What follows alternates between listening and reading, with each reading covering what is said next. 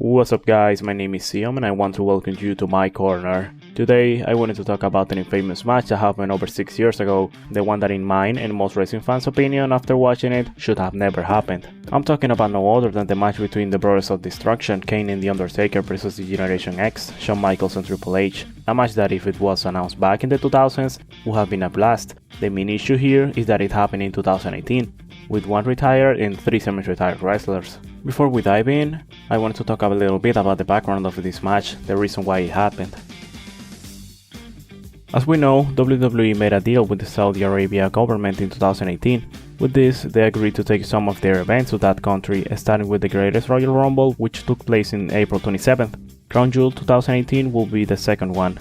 A unique aspect of these Saudi events is that the government often makes a special requests that don't necessarily align with the current storylines. These have led to matches like the Greatest Royal Rumble ever, with 50 superstars featuring people like the sumo wrestler Isofuji Hiroki, who wasn't familiar to WWE fans.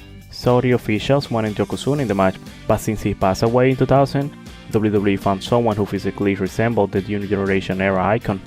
Or at Crown Jewel 2019 when we got a match between Team Hogan versus Team Flair. They wanted these two to have a one-on-one match, but this was impossible because of both men's age. And of course the infamous match between Goldberg and The Undertaker on Super Showdown 2019. Another one that I would like to talk about. And these are only a couple of samples, but they have made requests like this in almost every event that takes place there. The idea of having the Express Brothers of Destruction was something they couldn't resist to. As we all know, Shawn Michaels' career ended in WrestleMania 26 after that legendary match with the Deadman. And even though he had got in the ring a couple times, he hadn't had any official match since.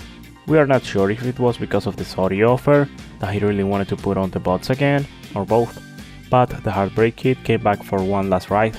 I would also like to add a disclaimer on this part of the video. I'm not trying to generate hate against anyone involved. I have all the respect of the world for these 4 men and for what they did for the business during their careers. They are even in my top of all time. I just want to express myself about, unfortunately, one of the most remembered moments on those legendary careers. With that said, let's look back at the match that probably shouldn't be remembered.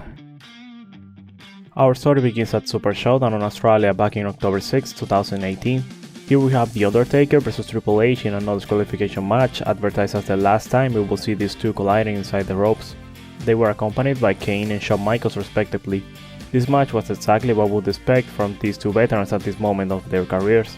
Not a classic, but not terrible either. The important thing about this match is that it was a trailer for what was coming. After Kane and Michaels' intermissions during almost the whole match, Triple H was able to be the Deadman. Following their celebration, him and Michaels helped Taker and Kane to get up as a show of respect and celebrate the moment together. However, both of Brothers of Destruction proceeded to attack them and send Michaels through the announce table to close the pay-per-view. Later on Monday Night Raw, Triple H and Shawn Michaels went out to the ring to make it official. Shawn will be coming out of retirement and they will be challenging Taker and Kane to a match at Crown Jewel. The rivalry continued to grow as weeks passed until we got there. Number 2nd in Riyadh, Saudi Arabia, Crown Jewel, after one of the most boring and confusing WWE events in history, featuring moments as Brock Lesnar squashing Braun Strowman for the Universal Championship, Daniel Bryan refusing to participate in the pay-per-view and being replaced by Samoa Joe in the WWE Championship match against AJ Styles, or Shane McMahon winning the World Cup tournament and becoming the best in the world without even being included in it originally. Now, going to our main event. 2 of the greatest tag teams in the history of the company, over 20 years in the making, the perfect definition of a dream match. The Generation X versus the Brothers of Destruction. I'll be honest, this whole thing had this epic aura around, from the video package, to the promos, to the entrances, and then the match began. Seriously, I hadn't revisited this match since I saw it live and remembered it awful since the beginning, but at least during the first 5 minutes it was actually decent. Not a masterpiece, but a solid encounter between these 4 men. They were exchanging offensive with no team being fully dominated. Then things started to fall apart. Triple H takes the Cyrus whip from Kane to the corner and he just went over the whole thing, flipped to the outside of the ring and tearing his pec in the process. Here's where they lost control of how the match was going. My respects to him for continuing the match with this kind of injury. Then, the X stay on ringside, where Triple H explains Shawn what happened. They rethink their strategy and go back to the ring just to be immediately neutralized by their opponents. Following this, we have a couple of minutes of Shawn and Triple H struggling to get a comeback. Finally, Triple H gets stuck on Shawn, who connects some of his classic moves on Kane, followed by a double suplex on the Big Rig Machine.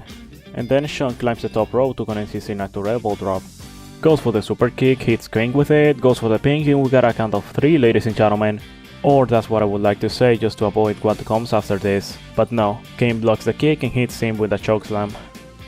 Then Taker gets the tag and we have a sequence between him and Shawn which ends with both getting out of the ring. Taker sets the announce table to apply his tombstone pile driver on Michaels, but Triple H makes the save, takes out Kane, only to be grabbed by Taker and confronts his worst enemy on this match, the Irish Whip. This one looks more like Triple H running to crash the barricade by himself while Taker tries to hold him. But what is more confusing here is that Taker also hits the barricade and stays down like he was the one who received the move. Triple H recuperates just to get chokeslammed by Kane through the table. Then Taker hits his leg drop on Michaels in the apron and immediately crawls to Triple H to, I suppose, check on him. We know this because the cameraman zoomed right to his face while he was doing it. During the following minutes, they dominate Shawn while Hunter is out, probably just making time while he's being checked by the medical team.